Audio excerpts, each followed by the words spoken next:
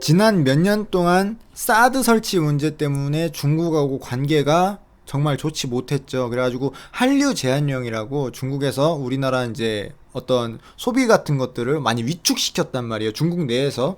그래서 뭐 지난해 같은 경우에 뭐 시진핑이 방한을 하네 안 하네 이런 얘기가 있었는데 결국엔 어떻게 됐어요? 코로나19 때문에 모든 게 무산되고 제자리 횡보하고 있었다. 그게 중요했는데 외교부에서 뉴스가 하나 떴습니다. 한중 문화 교류의 해로 한한령 해제를 추진하겠다라는 내용의 이슈가 있었는데요. 요 부분을 좀 함께 살펴보도록 하겠습니다. 일단 외교부가 내놓은 이런 이야기 중에서 가장 좀 중요하게 볼 수 있는 부분이 뭐였냐면은 지난해 이 시진핑 주석이 방한하지 않은 거에 대해서는 다른 이유가 아니라 코로나 때문이었으니까 걱정할 부분이 아니다 라는 부분에 대한 내용이 있었고요.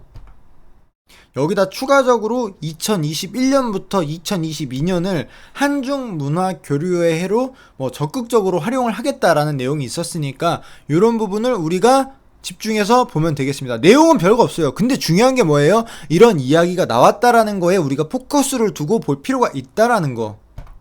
자, 그러면은 네가 말한 거 좋다 이거야. 예? 좋습니다. 지금 근데 상태가 어때요? 코로나 때문에 어쩌고 저쩌고 뭐 중국도 지금 코로나로 난린데 이게 되겠느냐? 경기 살아나겠느냐? 이런 게 우리가 좀 체크해 볼 포인트가 있다란 말이죠. 이런 부분 한번 살펴보겠습니다. 최근 기사 내용입니다. 작년 중국의 경제 성장률이 코로나를 딛고 V자로 회복을 했다, 하고 있다. 이런 내용이에요.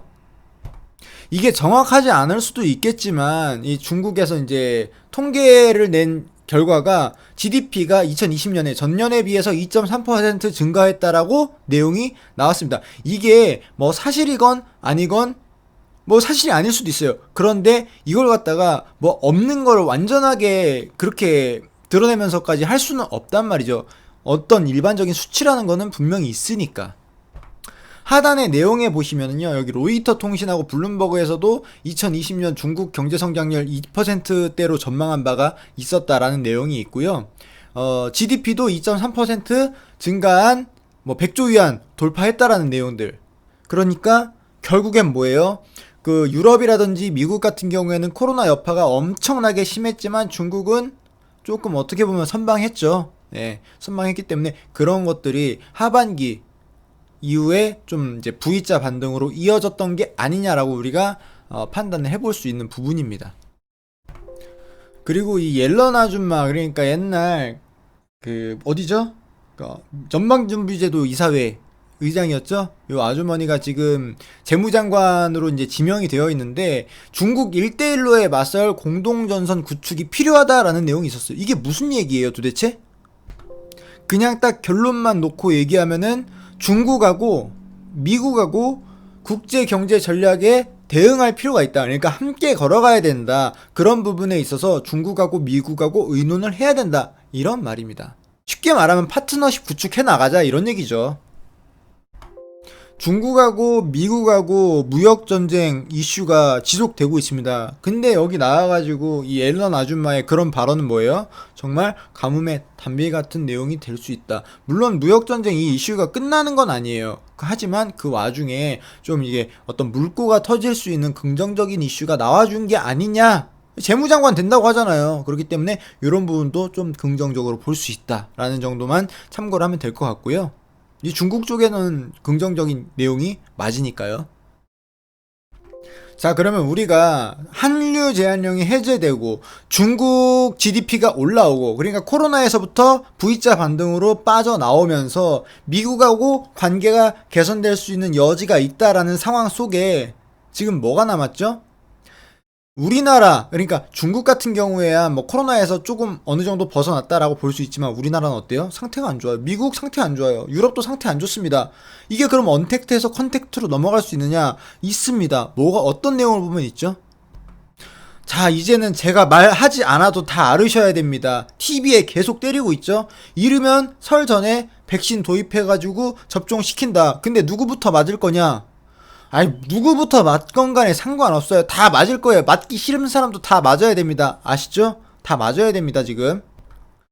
부작용 때문에 누가 맞고 안 맞고 뭐 고령층이 맞네 안 맞네 이런 얘기가 계속 나오고 있는데 결국에는 뭐예요? 다 맞게 하도록 하겠다라는 거예요. 그래가지고 지금 이제 백신 이동하는 거, 유통하는 거 이런 부분에 대해서 계속적인 이제 관련된 기업들 이야기가 계속 나오고 있는 거고요.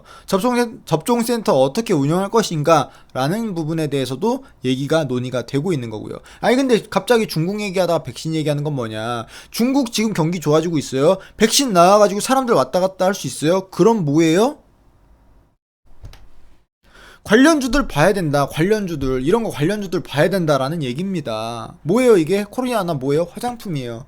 뭐 화장품만 있는 거 아니에요. 의류도 있고 또 뭐 있어요? 게임. 중국에서 판호 발급 한번 해준다 그러면 어떻게 되겠어요? 중국 게임 관련주 또 날라가겠죠. 예? 룽투 코리아 이런 것들이 있잖아요. 근데 지금 당장에 어떻게 될지 모르니까 그걸 지금 사가지고 기다리는 건 조금 애매할 수도 있는 거고, 난 일단 해볼래 그러면 매수할 수도 있는 거고요. 그런 거는 개인의 판단에 맡기는 부분이고, 있는 것만 놓고 보자고요. 자, 그래가지고 제가 이제 우리나라 한국 화장품이래. 코리아나라, 예, 관련된 종목들을 보는데, 보다 보니까 바뀐 게 있습니다. 뭐가 바뀌었느냐. 자, 중국에서 올해 경제무역법 28개를 바꾼다고 합니다. 경제무역이랑 관련해서 한 28개가 올해부터 바뀐다고 하는데, 그럼 방금 봤었던 화장품 있잖아요. 그거랑 관련된 내용을 한번 살펴볼게요. 다른 거 빼고 화장품만 살펴보겠습니다. 화장품 감독 관리 조항, 예? 감독 관리 조례 여기 있죠? 화장품 위생 감독 조례 2배 이상 많은 80개 조항으로 구성됐다. 특히 수입 화장품 해외 생산 기업의 생산 품질 관리 요거 관련된 증명 서류하고 제품 생산지하고 원산지에서 판매되는 증명 자료를 제공을 해야 된다. 그러면은 예를 들어서 우리나라에서 판매할 때 뭐 식약처 허가를 받잖아요.